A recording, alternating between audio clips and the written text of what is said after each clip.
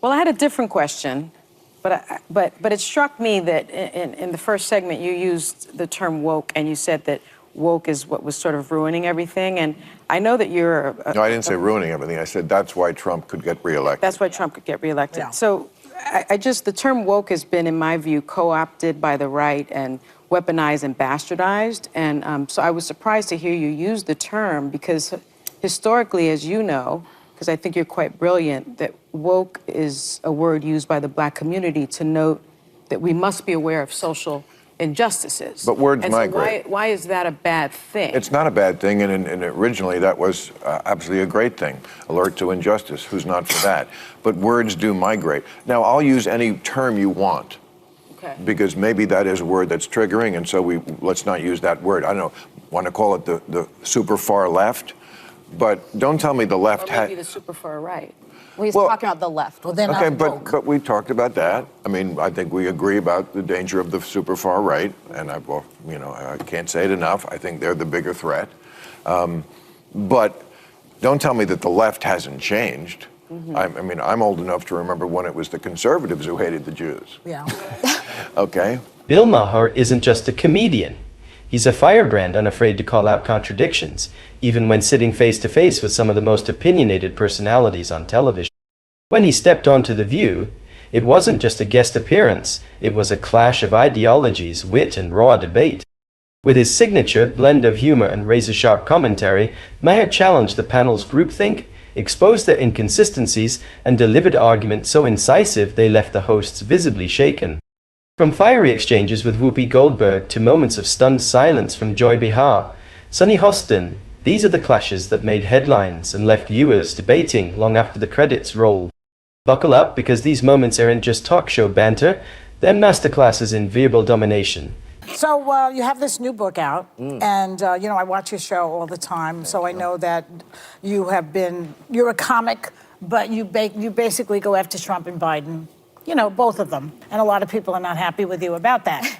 I'm not equally.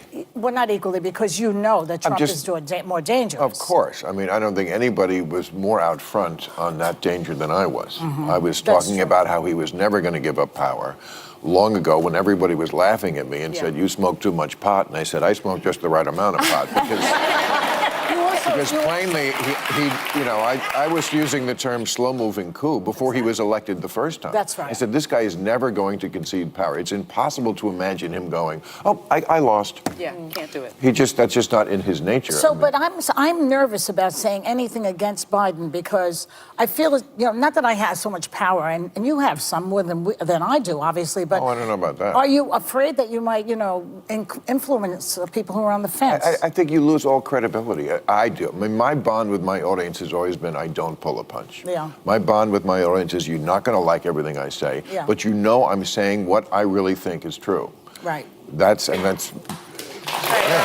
Okay. And look,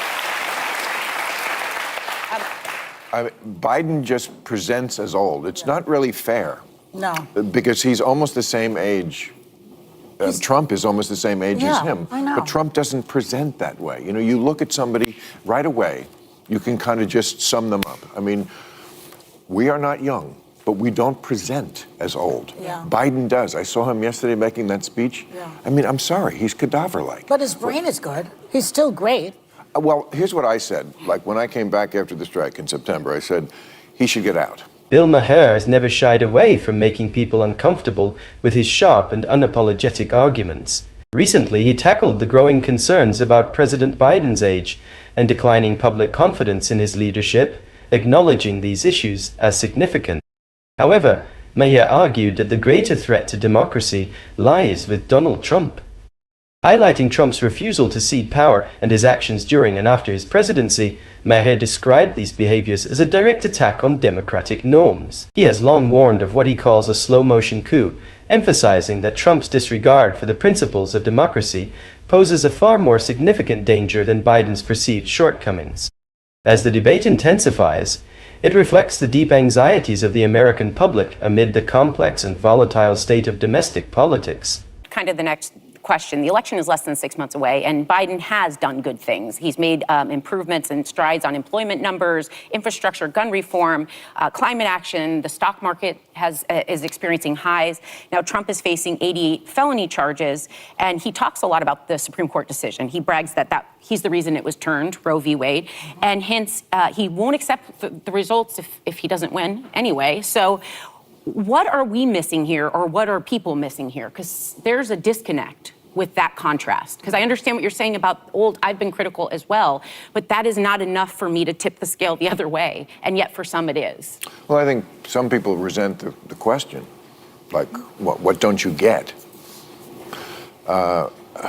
Look, I'm not going to defend Donald Trump ever, but I would never say that we should put the swastika on the cap, because I think you can hate Donald Trump. You can't hate everybody who likes him. It's half the country.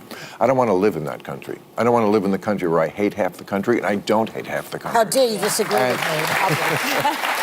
Bill Maher argues that the rise of woke politics on the left has inadvertently driven moderate and conservative voters into Donald Trump's camp. According to Maher, many Americans, including those who may not personally like Trump, view him as a necessary defense against what they perceive as the overreach and excesses of liberalism, particularly its more extreme or woke faction. Maher highlights concerns among these voters over issues like free speech, parental rights in education, and rapid cultural shifts, which they feel are being undermined by the left. This fear, he suggests, leads many to overlook Trump's personal flaws and controversies, rallying behind him as the only viable option to counter these trends. Maher believes this dynamic has been a key factor in sustaining Trump's political appeal and success, even as he faces numerous legal and ethical challenges. I know that as a country, it's very difficult for people to believe that racism and misogyny, they're just alive and well. I think that we don't want to think that about ourselves, our neighbors, our friends, but it's my lived experience tells me that it does still exist, even if your lived experience doesn't tell you that it exists. And, the facts support that. I think we have a graph. If you look at there's a clear racial divide in who voted for Trump as opposed to who voted for Kamala Harris. It's very clear. It's not only clear by race, but it's also clear by education.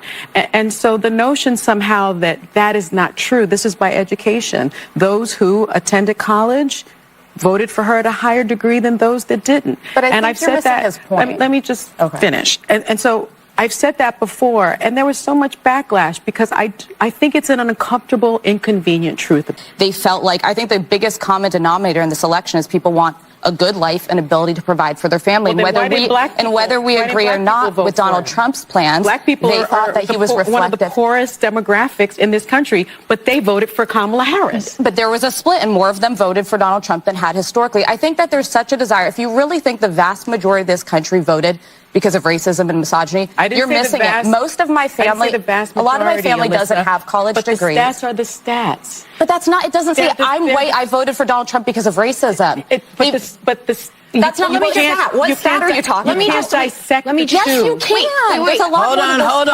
Calm down. Everybody just take a breath. Take a breath. No, it's not an inconvenient truth. It's that the perception of that truth doesn't hold up under scrutiny. Here's the reality. Dividing voters by race or education doesn't automatically explain election outcomes. A closer look at Joe Biden's stronger 2020 performance compared to Kamala Harris's reveals that this isn't simply about identity.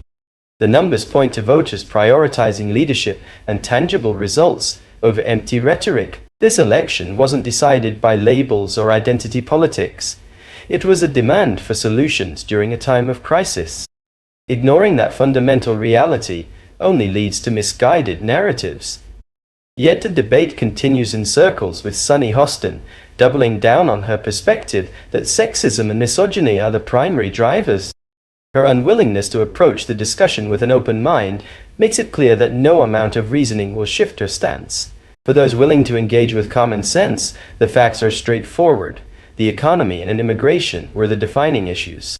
It wasn't the fault of voters nor of Republicans that Democrats misjudged the importance of these topics. By failing to listen to their base and ignoring the warning signs, the Democrats made critical missteps, and they paid the price for it.